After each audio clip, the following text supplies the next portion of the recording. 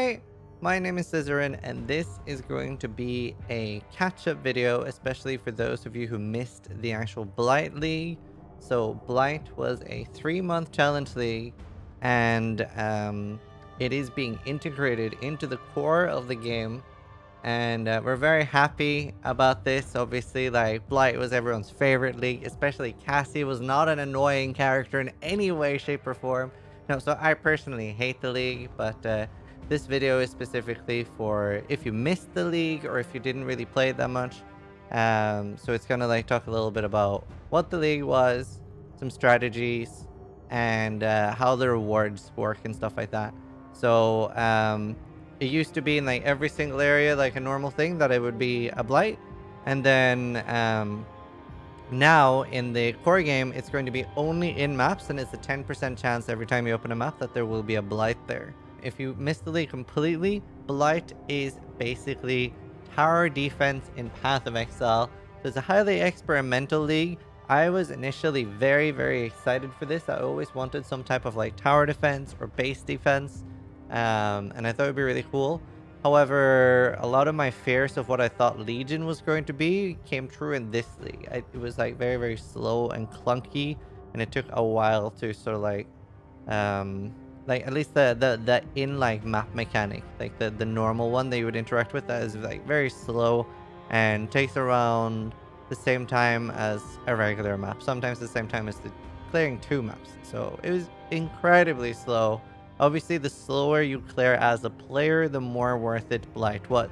If you are the type of player that takes your time and clears very slowly, then Blight was probably like more favorable towards that type of player than somebody like myself. I normally try to play at a very high speed. So the way it works is you encounter Cassia, and then she has a pump next to a fungal growth. You click on this pump and that starts the encounter, and you have like these vines that reach out to the portals, and you get a little bit of time ahead of it where you can sort of build your towers with, you get some starting resources, and then either when you've used all your starting resources, or you click the there's like a start now button, the encounter will start and monsters will start coming out of the portals. So normally for me, I would just instantly click the start the encounter now and then start building towers as the monsters were coming out. So now the monsters are supposed to follow the lanes for the most part. They don't always. Sometimes they just jump at you or jump over and switch lanes. It's a little bit glitchy. And the premise is that if they reach the pump, then the pump gets destroyed and you don't get rewarded. So you can see like a durability thing at the bottom. And then depending on like, you know, stronger monsters, like rare monsters, will take more hits away. And the unique bosses will just like, boom, your pump is gone. So it's important to note that the monsters in this is quite a bit tankier than normal. And while they're not as dangerous as something like Legion, a lot of the monsters can be really rippy, especially if you get in their path. So quite a scary thing that can definitely take you out. So at the bottom, you can see like what portals are active. Gray ones haven't been activated yet, but are going to soon. And then you can see like inside the tower, or like you can see like a tower icon, like whether it's frost to lightning, stuff like that. And that indicates what the monster is resistant to. So if there's a lightning symbol there, that means if you build lightning towers, they'll do less damage. There's also a special icon you can see when there's a boss spawning from that portal. And the bosses can be really scary. So with this league, we do get also to build towers. It's not just that we have to kill the mobs ourselves. Once you've built a tower, it can be upgraded twice. It increases like its effect, range, strength, stuff like that. And it's like increasingly expensive.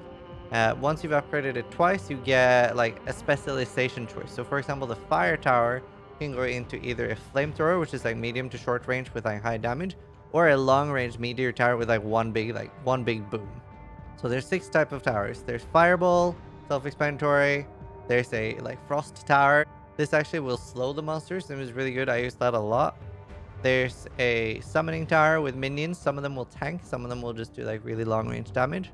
Then there's an empowering one. This is something like monsters are weaker or the player is stronger. So you could technically slap one of these down and then just do the rest of the damage yourself if you have a really strong build. There's like a seismic or physical one, which is like physical damage with stuns and some slows as well on the specialization ones. Then there's the Shock Nova Tower as well, which is self-explanatory, just a high damage tower. So for the resistances and what the monsters take less damage for, I don't feel like that particularly mattered a lot. Quite a lot of the time, I would just build a lot of frost towers. Even if they were resistant to frost damage, I wouldn't really care about this. I would still be using the frost towers. For the slow, and the damage isn't that bad anyway. So for this league, part of the bosses that come out of it they're indicated by like a icon on the map, and some of them can be pretty insane.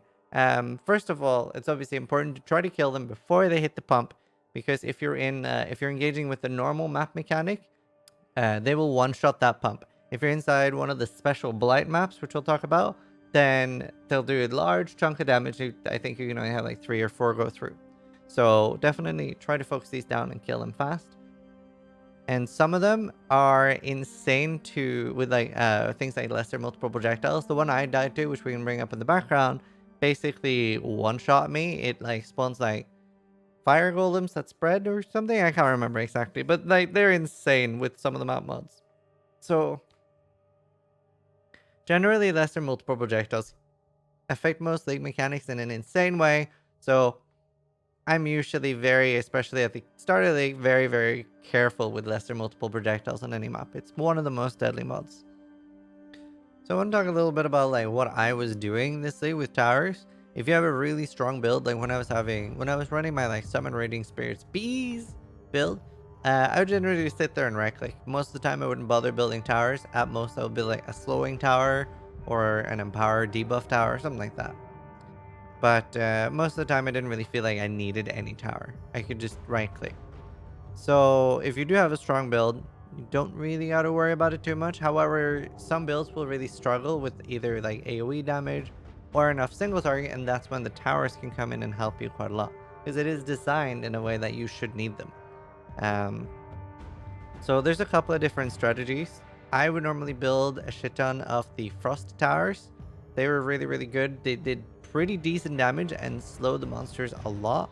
Obviously, they also, like, the longer it takes them to get to the pump, the more damage they're able to get from other towers as well.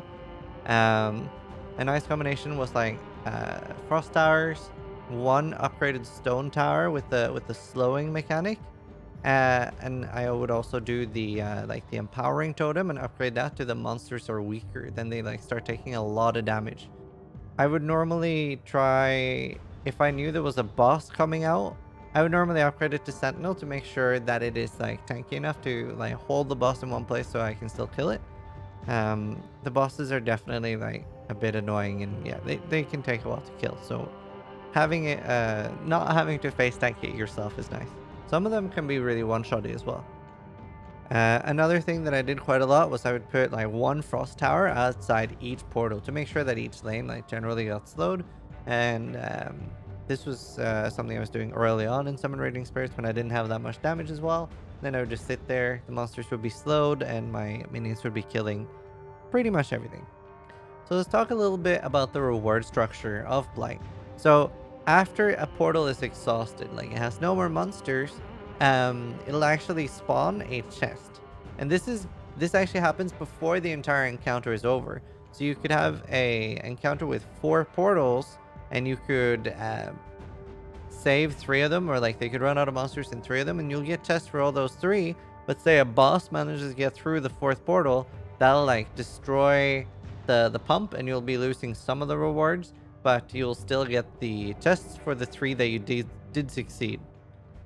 So the reward structure is very similar to like Legion and stuff like that, where you have all these like different boxes, which will give, it's very like reused or rehashed loot tables from all the other ones. There's nothing like particularly new and exciting. Like the boxes are extremely similar.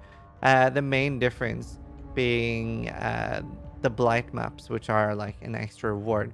And a Blight map is similar to the actual League mechanic, except there are no normal monsters and just a shit ton of portals. They're really fun, really hard. I feel, unless they've changed the difficulty when putting in core, I would say a tier 1 Blighted map is probably around the same as somewhere like a tier 6 to a tier 10 normal map. And like it's just one huge Blight encounter. There's probably a couple of thousand of monsters, not exactly sure how many. And you end up getting a ton of resources. I found it really hard to like manage to build a lot. So what I would do, especially early on, I would build a shit ton of level 1 towers without upgrading any of them. And then when I started killing a lot, I would start upgrading a lot of them, but so I didn't have to like click on the menu and start building new towers, because I found that to be quite hard when there was just so much going on. So the rewards are like normal things. Like there'll be some map chests, there'll be some divination card chests, breach chests, and they can give some pretty cool rewards, but it's very similar to Legion. The other thing that Blight does bring, which is really exciting, is the Anointment oils, and also obviously the Blight maps.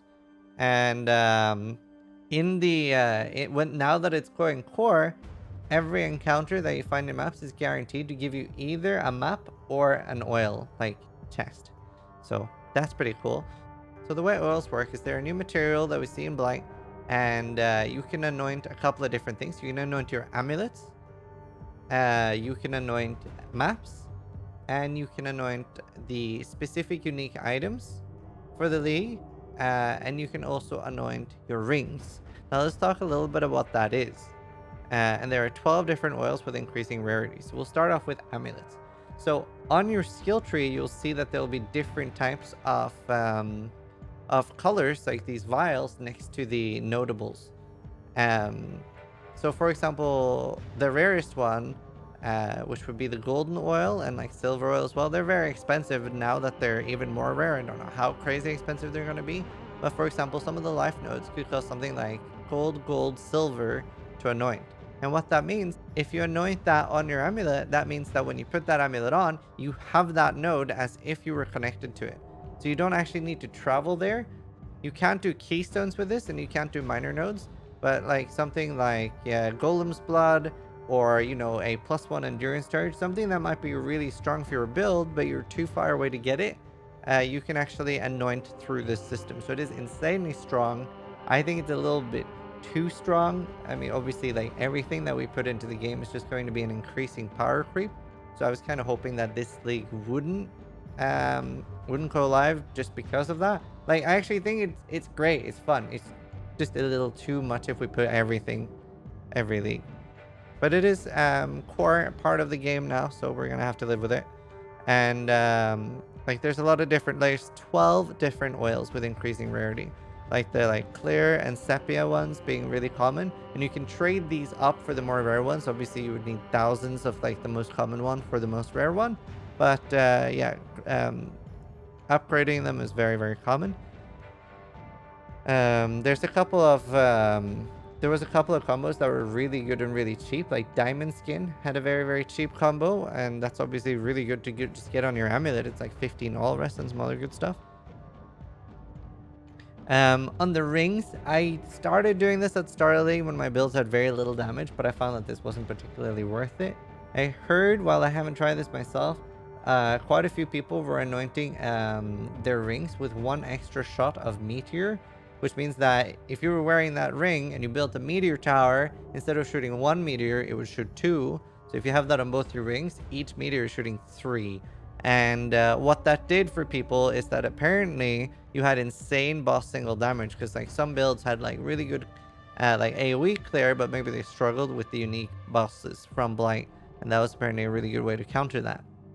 I think I did increased slow speed or something from my frost towers. You can also do like you can also do reduced cost of creating the tower. So there are like quite a few things, and we can link one of the resources that we were looking at to see all like the